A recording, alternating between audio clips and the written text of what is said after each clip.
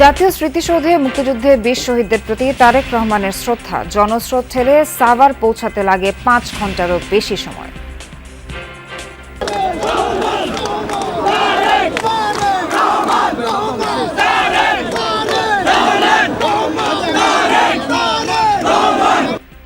প্রায় ২ দশক পর বাবার সমাধিতে ছেলের মোনাজাত। দুর্নীতি বৈষম্যমুক্ত ইনসাফ ভিত্তিক দেশ করাই লক্ষ্য বললেন জামায়াত আমির। জাতির উপর থেকে এখনো কালো ছায়া দূর হয়নি। কালো ছায়া এখনো জাতির উপর থেকে যায়নি। এই কালো ছায়াকে খতম করা পর্যন্ত আমাদের লড়াই, ছাত্র শিবিরের লড়াই অব্যাহত রাখতে হবে। ঘন কুয়াশায় দৌলতদিয়া রুটে নৌযান চলাচল বন্ধ। চাঁদপুরে ২ লঞ্চের সংঘর্ষে প্রাণহানি বেড়ে ৪। কুয়াশায় রাতে লঞ্চ না চালানোর নির্দেশনা উপদেষ্টার।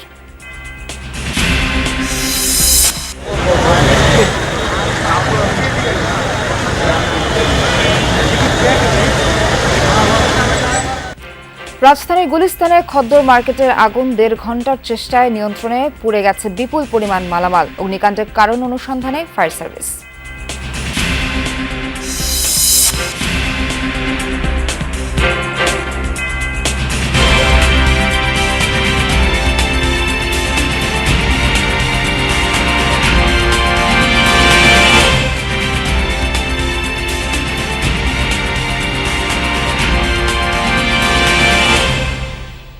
আমন্ত্রণ যমুনা নিউজে। এতক্ষণ শিরোনাম দেখছিলেন, পুরো খবর জানাবো নাবিলা সোহার।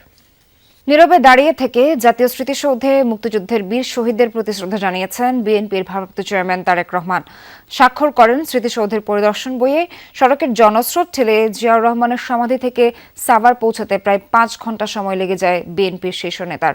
নিয়মানুযায়ী সূর্যাস্তের আগে স্মৃতিসৌধে শ্রদ্ধা নিবেদন করতে হয়, তাই তারেক রহমান পৌঁছানোর আগে তার পক্ষে বিকেলে স্মৃতিসৌধে পুষ্পস্তবক অর্পণ করেন বিএনপির সিনিয়র নেতারা।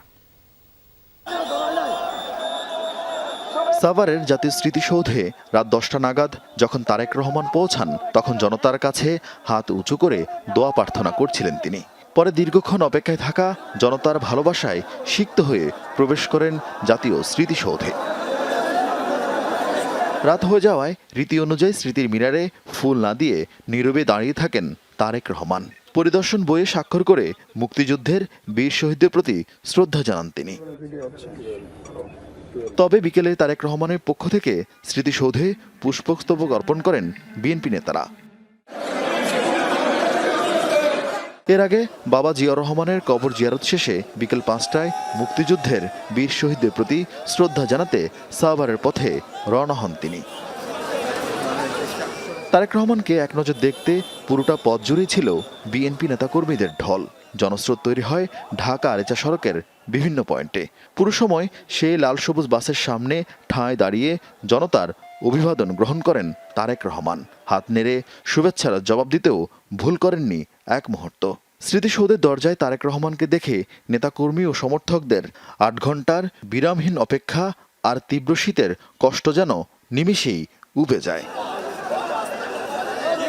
রাত ১২টা নাগাদ দিনের কর্মসূচি শেষ করে গুলশানে বাসায় ফিরেন তারেক রহমান। আরেফিন শাকিল, যমুনা নিউজ, সাভার, ঢাকা। এর আগে শুক্রবার বিকেলে বাবার সমাধিতে শ্রদ্ধা জানান তারেক রহমান। ১৯ বছর পর প্রয়াত রাষ্ট্রপতির সমাধিতে গিয়ে কিছু সময় নীরবে দাঁড়িয়ে থাকেন।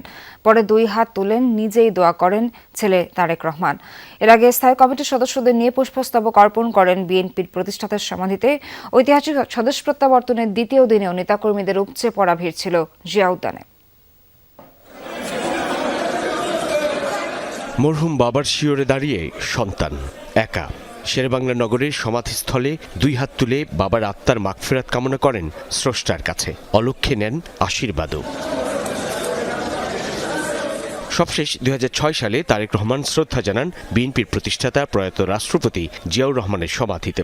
এরপর ২০০৭-এর আলোচিত ১/১১ আর ২০০৮-এ নির্বাসিত জীবনের শুরু। ১৭ বছর পর রাজস্বিক এক স্বদেশ প্রত্যাবর্তনের মধ্য দিয়ে দেশের মাটিতে বিএনপির ভারপ্রাপ্ত চেয়ারম্যান তারেক রহমান প্রথম দিনেই হাসপাতালে যান মাকে দেখতে। শুক্রবার দেশে ফেরার দ্বিতীয় দিনের শেষ বিকেলে গেলেন প্রয়াত বাবার সমাধিতে। প্রথমে দলের নেতাকর্মীদের নিয়ে পুষ্পস্তবক অর্পণ করেন। ফাতিহা পাঠ ও কবর জিয়ারতে শামিল হলেন 2 হাত তুলে। নীরবে দাঁড়িয়ে থাকেন কিছু সময়। পরিণত মানুষেরও চোখে আসে জল। রাজনীতির কঠিন বাস্তবতা আর ব্যক্তিগত আবেগ যেন মিলেমিশে একাকার। তারেক রহমানের উপস্থিতি ঘিরে নেতাকর্মীদের ব্যাপক উপস্থিতি ছিল জিয়া উদ্যানে। আশপাশের এলাকায় ছিল বর্ণিল ব্যানার আর প্লেকার্ড। বিএনপির প্রতিষ্ঠাতা জিয়াউর রহমানের সমাধিতে শ্রদ্ধা জানানোর মধ্য দিয়ে যেন দেশের মাটিতে তারেক রহমানের নতুন রাজনৈতিক অধ্যায়ের সূচনা হলো। প্রায় আধ ঘন্টা অবস্থান করেন জিয়া সমাধি কমপ্লেক্সে। তারেক রহমানের প্রত্যাবর্তন বাংলাদেশের রাজনৈতিক ইতিহাসে একটা পরিবর্তন নিয়ে আসলো, একটা ইতিবাচক পরিবর্তন নিয়ে আসলো। আমরা আজকে অপেক্ষা করে আছি এই নেতার নেতৃত্বে একটা সত্যিকার অর্থেই একটা সুখী, সমৃদ্ধ গণতান্ত্রিক বাংলাদেশ নির্মাণের। বহুদলীয় গণতন্ত্রের প্রবর্তক শহীদ রাষ্ট্র জিয়াউর রহমান এটার প্রতিপালন করেছেন আমাদের নেত্রী, দেশনেত্রী বেগম খালেদা জিয়া। আবার এটাকে আরও পরিস্ফুটন করবেন আমাদের নেতা তারেক রহমান সাহেব। এটা আমার জনগণের প্রত্যাশা। নেতাকর্মীদের বিপুল উপস্থিতির প্রত্যাশা জিয়ার আদর্শকে ধারণ করে তারেক রহমান দেশে নতুন রাজনীতি আর পরিবর্তনের সূচনা করবেন। সবশেষ 2006 এসেছিলেন। ঐতিহাসিক স্বদেশ প্রত্যাবর্তনের দ্বিতীয় দিনে তারেক রহমান প্রায় 19 বছরের ব্যবধানে আবার এলেন জিয়াউর রহমানের সমাধি কমপ্লেক্সে। শ্রদ্ধা জানালেন তিনি, স্মরণ করলেন তার প্রয়াত পিতাকে এবং তিনি এখন যে দলের ভারপ্রাপ্ত চেয়ারম্যান সেই দলের প্রতিষ্ঠাতাকেও। জিয়াউর রহমান যে উন্নয়নের অগ্রযাত্রার সূচনা করেছিলেন বাংলাদেশে, তার ধারাবাহিকতা রক্ষার গুরু দায়িত্ব এখন তারেক রহমানের কাঁধে। নেতাকর্মীরা বিশ্বাস করেন আগামী নির্বাচনে বিজয়ী হয়ে বিএনপির এই নেতা বাংলাদেশকে এগিয়ে নিয়ে যাবেন উন্নয়নের নতুন শিখরে। সাইফুদ্দিন রবিন, যমুনা নিউজ, ঢাকা। বিএনপির ভারপ্রাপ্ত চেয়ারম্যান তারেক রহমানের কর্মসূচি ঘিরে শুক্রবারও নেতাকর্মীদের বাঁধ ভাঙা উচ্ছ্বাস। গুলশানের বাসা থেকে বেরিয়ে তারেক রহমানের গাড়িবহর যখন বিজয় সরণিতে পৌঁছায়, উপচে পড়া ভিড়ে আটকে যায় গতিপথ। গাড়ির দুপাশ থেকে হাত নেড়ে নেতাকর্মীদের অবিরাম শুভেচ্ছা জানান শীর্ষ এই নেতা। কঠোর নিরাপত্তার মধ্য দিয়ে কর্মীদের ভিড় ঠেলে জিয়াউর রহমানের সমাধিতে পৌঁছাতে সময় লেগে যায় প্রায় 2 ঘন্টা। মা মাটির স্পর্শ পেয়েছেন আগের দিনই। শুক্রবার জুমার নামাজ শেষ হতেই দীর্ঘ 19 বছর পর বাবার কবর জিয়ারতের উদ্দেশ্যে গুলশান এভিনিউয়ের বাসা থেকে বের হন তারেক রহমান। এ যেন আগের দিনের পুনরাবৃত্তি। আবারও সবার আগে বাংলাদেশ ব্যানারে সাজানো লাল সবুজ রঙের বাসটিতে চড়েই রওনা হলেন জিয়া উদ্যানের দিকে। দীর্ঘ 1.5 যুগ পর নেতা ফিরেছেন, কর্মীদের আনন্দ উচ্ছ্বাস কি একদিনেই ফুরয়? গাড়িবহরের পিছু পিছু হাজারো নেতাকর্মী তখন জিয়া উদ্যানের দিকে। এদিনও পুরো পথ জুড়ে দাঁড়িয়ে আর হাত নেড়ে নেতাকর্মী আর সমর্থকদের ভালোবাসার জবাব দেন তারেক রহমান। এদিনও ছিল কয়েক স্তরের নিরাপত্তা। এর মধ্য দিয়েই এগিয়ে যেতে থাকে তারেক রহমানকে বহনকারী বাসটি। জনস্রোত ঠেলে জিয়া উদ্যানে পৌঁছাতে পেরিয়ে যায় ঘন্টারও বেশি সময়। আমরা মনে করি তারেক রহমানের বাংলাদেশে প্রত্যাবর্তনের মাধ্যম দিয়েই বাংলাদেশ গণতন্ত্রের দিকে আরও এগিয়ে গেল। তার বাবারের কবরটি দীর্ঘ 17 বছর পর দেখে তিনি আবেগে আপ্লুত হয়ে গিয়েছিলেন। তার মুখে কোনো ভাষা ছিল না, তার চোখ দেখে আমরা অনুধাবন করতে পেরেছি। যেখানে সকাল থেকেই দলীয় পতাকা, ব্যানার ও পোস্টার নিয়ে অপেক্ষায় ছিলেন বিএনপি ও অঙ্গ সংগঠনের নেতাকর্মীরা। আগামী নির্বাচন যে তারেক রহমান সাহেব অংশগ্রহণ করছেন সেটার একটা প্রতিফলন আজকে থেকে আপনারা মাঠে ময়দানে দেখতে পারবেন ইনশাল্লাহ। উনি ওনার বাবার কবর এখানে জিয়ারতের মাধ্যমে সেই প্রেরণা পাবেন এবং উজ্জীবিত হয়ে আবার দেশ পরিচালনার জন্য উনি নিজের পরিকল্পনা বাস্তবায়নের জন্য ইনশাআল্লাহ উনি সফল হবেন। বাবার কবর জিয়ারত শেষে সাভার স্মৃতিসৌধে মুক্তিযুদ্ধের বীর শহীদদের প্রতি শ্রদ্ধা জানাতে যাত্রা শুরু করে তারেক রহমানকে বহনকারী গাড়িবহর। আরিফুর রহমান সবুজ, যমুনা নিউজ, ঢাকা। দুর্নীতিমুক্ত, বৈষম্যহীন এবং ইনসাফ ভিত্তিক বাংলাদেশ গড়ে তুলবে জামায়াত ইসলামী। শুক্রবার দুপুরে বাংলাদেশ চীন মৈত্রী সম্মেলন কেন্দ্রের ছাত্র শিবিরের কেন্দ্রীয় সদস্য সম্মেলনে এই প্রতিশ্রুতি দেন আমিন ডক্টর শফিকুর রহমান। বলেন, জাতির উপর থেকে কালো ছায়া এখনো দূর হয়নি। এই ছায়া না সরা পর্যন্ত ছাত্র শিবির ও জামায়াত সংগ্রাম করে যাবে। অনুষ্ঠানে দলটির সেক্রেটারি জেনারেল অভিযোগ তোলেন, মিথ্যাচার ও অপপ্রচারের মাধ্যমে ছাত্র শিবির জামায়াতকে দমিয়ে রাখার চেষ্টা চলছে। সকালে রাজধানীর বাংলাদেশ চীন মৈত্রী সম্মেলন কেন্দ্রে দিনব্যাপী শুরু হয় ছাত্র শিবিরের সদস্য সম্মেলন। এর মাধ্যমে সংগঠনটির 2026 মেয়াদের নতুন কেন্দ্রীয় সভাপতি নির্বাচিত হয়েছেন নুরুল ইসলাম সাদ্দাম। অনুষ্ঠানে উপস্থিত ছিলেন জামাতে ইসলামী সহ বিভিন্ন রাজনৈতিক দলের শীর্ষ নেতারা। ইসলামী ছাত্র শিবির প্রধান অতিথির বক্তব্যে জামাত আমির বলেন, জাতির ওপর এখনো কালো ছায়া বিদ্যমান। এই কালো ছায়া সম্পূর্ণভাবে দূর না হওয়া পর্যন্ত ছাত্র শিবির ও জামাতে ইসলামী সংগ্রাম চালিয়ে যাবে। কালো ছায়া এখনো জাতির উপর থেকে যায়নি। এই কালো ছায়াকে খতম করা পর্যন্ত আমাদের লড়াই, ছাত্র শিবিরের লড়াই অব্যাহত রাখতে হবে। আর যাতে শিক্ষা প্রতিষ্ঠানে কলমের বদলে অস্ত্র হাতে না উঠে, মাদকের বোতল হাতে না উঠে। তিনি আরো বলেন, দুর্নীতিমুক্ত ও বৈষম্যহীন রাষ্ট্র গড়ে তুলতে সব ধর্ম ও রাজনৈতিক দলকে ঐক্যবদ্ধভাবে কাজ করতে হবে। বলেন, জামাতে ইসলামী বেকার ভাতা দেওয়ার রাজনীতিতে বিশ্বাস করে না, বরং দক্ষ ও যোগ্য মানুষ তৈরি করতে চায়। অনেকে সংখ্যা গণে বলছেন, আমরা এত কোটি এত লক্ষ যুবককে কর্মসংস্থান দিব, বাকিদের কি হবে? বলছেন বাকিদেরকে ভাতা দেবেন। আমরা আমাদের যুবকরা কারো কাছ থেকে বেকার ভাতা গ্রহণ করুক তা দেখতেও চাই না, শুনতেও চাই না। প্রতিটি যুবকের হাতকে দেশ গড়ার কারিগরের হাতে পরিণত করতে চাই। সম্মেলনে দলের সেক্রেটারি জেনারেল বলেন, মিথ্যাচার ও অপপ্রচারের মাধ্যমে বারবার ছাত্র শিবিরকে দমানোর চেষ্টা করা হচ্ছে। ট্যাগ লাগানোর সংস্কৃতি থেকেও বের হওয়ার আহ্বান জানান তিনি। তথাধিপত্যবাদ বিরোধী ইসলামী জনতার এই সংগ্রামকে ঠেকাবার জন্য সন্ত্রাস দিয়ে যখন তারা পারেনি, তখন তারা মিথ্যাচার, অপপ্রচার, নানান প্রযুক্তি দিয়ে জাতিকে বিভ্রান্ত করে আমাদেরকে আবার সেই পেছনে ঠেলে দিতে চায়। অনুষ্ঠানে আগত অন্যান্য দলের রাজনৈতিক নেতারা 5 আগস্ট পরবর্তী বাংলাদেশ বিনির্মাণের যে স্বপ্ন দেখা হয়েছিল তা বাস্তবায়নে দলমত নির্বিশেষে সবাইকে ঐক্যবদ্ধ থাকার আহ্বান জানান।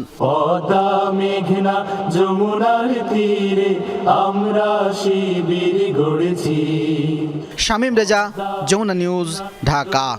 চাঁদপুরের মেঘনা নদীতে লঞ্চ দুর্ঘটনায় 4 জন নিহত হয়েছেন, আহত 5 যাত্রী। বৃহস্পতিবার মধ্যরাতে হরিণাঘাট এলাকায় বরিশালগামী অ্যাডভেঞ্চার 9 এবং ভোলা থেকে ঢাকামুখী এমভি জাকির সম্রাট লঞ্চের মধ্যে এই দুর্ঘটনা ঘটে।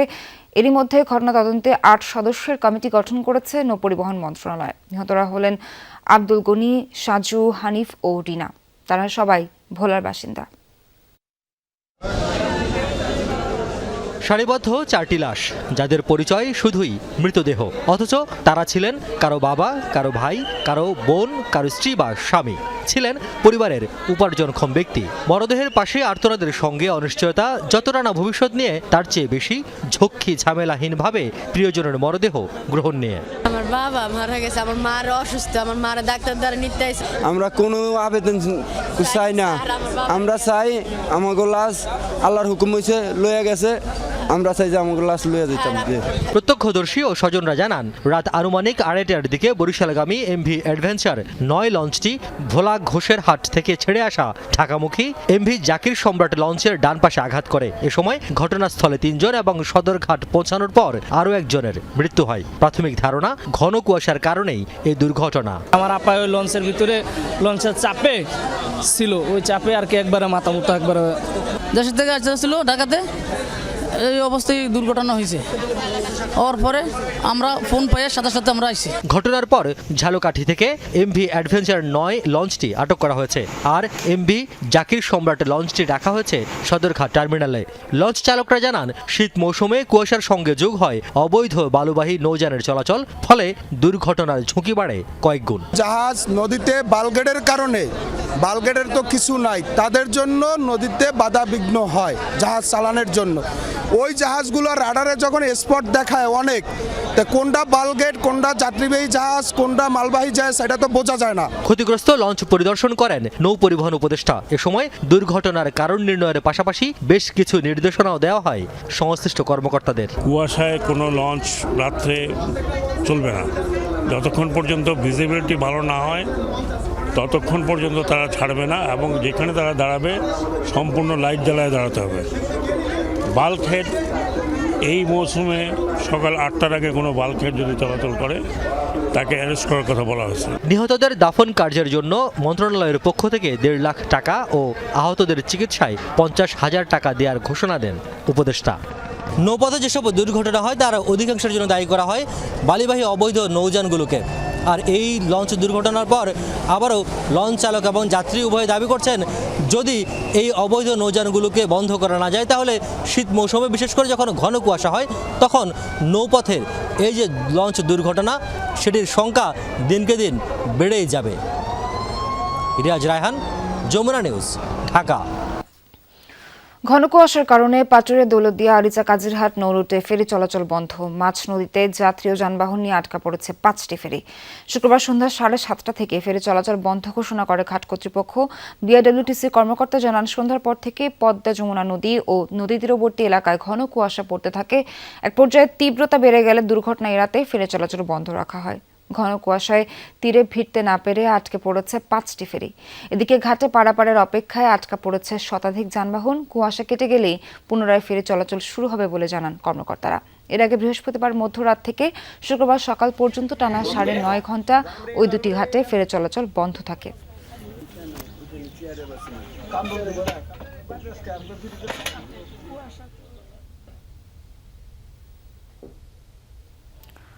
রাজধানীর গুলিস্তানে 0 পয়েন্টের কাছে খদ্দর বাজার শপিং কমপ্লেক্সের ছাদে একটি গোডাউনে লাগা আগুনে পুড়ে গেছে বেশ কিছু মালামাল। প্রায় 1.5 ঘন্টার চেষ্টায় শুক্রবার সন্ধ্যা 6:58 আগুন নিয়ন্ত্রণে আনে ফায়ার সার্ভিস। শুক্রবার বিকেল 5:28 ভবনটির 8 তলা ছাদে একটি গোডাউনে আগুন লাগে। কালো ধোঁয়ায় ছেয়ে যায় 0 পয়েন্ট ও আশপাশের এলাকা।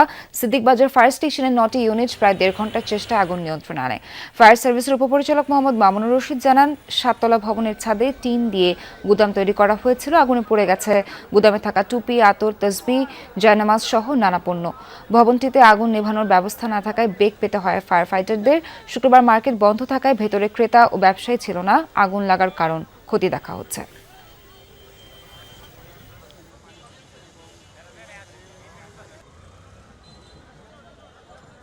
আমরা হঠাৎ করে দেখলাম আগুন লাগছে, দৌড়ে এসে নিচের দোকান বন্ধ করছি। বিভিন্ন গোডাউন, সব গোডাউন ভাই, সমস্ত কার্পেট, জায়নামাজ, টুপি। উপরে যে একটা ফ্লোর আগুন লাগছে ওই ফ্লোরটাই অন্য কোনো আর ফ্লোরে লাগে নাই, অন্য কোনো ফ্লোরে যা নাই। যদি প্রতিষ্ঠানে ফায়ার হাইড্রেন্ট থাকতো তাহলে হয়তো ইনিশিয়াল স্টেজে আগুনটাকে আরও দ্রুত নির্বাপন করা যেত। সূত্রপাত আপাতত যেহেতু আজকে শুক্রবার ছিল, মার্কেট বন্ধ ছিল, এটা তদন্ত সাপেক্ষে বলা সম্ভব। কেউ হতাহত হয় নাই। এখানে আগুনটা আমাদের যে ফায়ার সার্ভিসের যে দক্ষ কর্মী বাহিনী আছে তাদের প্রচেষ্টায় এবং স্থানীয় ভলেন্টিয়ার, স্থানীয় লোকজন, মার্কেটের যারা রয়েছে তাদের সার্বিক সহযোগিতা আগুনটা নিয়ন্ত্রণে আনা সম্ভব হয়েছে। শরীফ ওসমান হাদি হত্যার বিচার না হওয়া পর্যন্ত শাহবাগে অবস্থানের কর্মসূচি ঘোষণা করেছে ইনকিলাব মঞ্চ। জুমার নামাজের পর ঢাকা বিশ্ববিদ্যালয় কেন্দ্রীয় মসজিদ প্রাঙ্গণ থেকে বিক্ষোভ মিছিল বের করেন ইনকিলাব মঞ্চের নেতাকর্মী ও সমর্থকরা। মিছিলটি শাহবাগ মোড়ে গিয়ে অবস্থান কর্মসূচি শুরু করে, এতে যান চলাচল বন্ধ হয়ে যায়। বিক্ষোভের সংগঠনটি নেতাকর্মীদের পাশাপাশি যোগ দেন সাধারণ শিক্ষার্থীরা। গত 12 ডিসেম্বর নির্বাচনী প্রচারণা শেষে রিকশায় বাড়ি ফেরার পথে গুলিবিদ্ধ হন ওসমান হাদি। 18 ডিসেম্বর সিঙ্গাপুর জেনারেল হাসপাতালে মারা যান তিনি।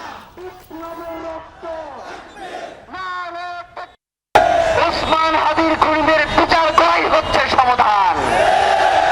আমরা জানতে চাই, এখন পর্যন্ত বাংলাদেশের গোয়েন্দা সংস্থাগুলো কি কি পদক্ষেপ নিয়েছে? আজকে আপনাদের কি হয়েছে যে আপনারা তাদেরকে খুঁজে বের করতে পারেন না? আমরা জানতে চাই। সারা বাংলায় প্রকট দেব, প্রয়োজনে আমরা যমুনা ঘেরাও করব। যদি না হয় আমরা ক্যান্টনমেন্টে লং মার্চ ঘোষণা করব। চুয়াডাঙ্গার দর্শনা সীমান্ত দিয়ে 14 জন নারী, পুরুষ ও শিশুকে বাংলাদেশে পুশিন করেছে ভারতের সীমান্তরক্ষী বাহিনী বিএসএফ। শুক্রবার বিকেলে সীমান্ত দিয়ে তাদের ঠেলে দেওয়া হয়, পরে তারা দর্শনা বাজারে অবস্থান করে। পুশিন হয়ে আসা 14 জনের মধ্যে 6 জন নারী, 6 জন পুরুষ ও 2টি শিশু রয়েছে। বিজেপি জানায়, পুশিন হওয়া সবাই অবাঙালি মুসলিম। তারা নিজেদের ভারতের উড়িষ্যা রাজ্যের বাসিন্দা হিসেবে পরিচয় দিয়েছেন। পুশিন হয়ে আসা একজন জানান, দুপুরের খাবারের প্রস্তুতি নিচ্ছিলেন তারা। এ সময় হঠাৎ বিএসএফ সদস্যরা তাদের ধরে নিয়ে যায়। ভারতের নাগরিকত্ব সংক্রান্ত কাগজপত্র কেড়ে নেওয়ারও অভিযোগ করেন তারা। ওই 14 জনের পরিচয় যাচাইয়ে কাজ করছে বিজিবি। যাচাই শেষে সিদ্ধান্ত নেওয়া হবে বলে জানান বিজিবি কর্মকর্তারা।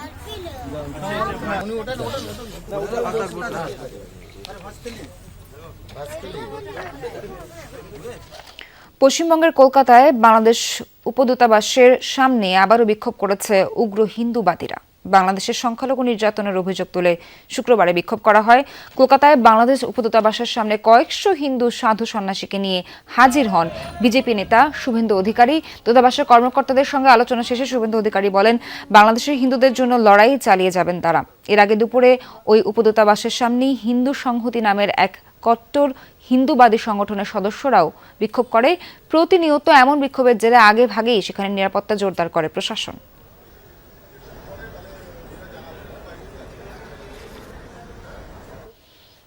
শেষ করছি যমুনা নিউজের আয়োজন। সঙ্গে থাকার জন্য ধন্যবাদ সবাইকে।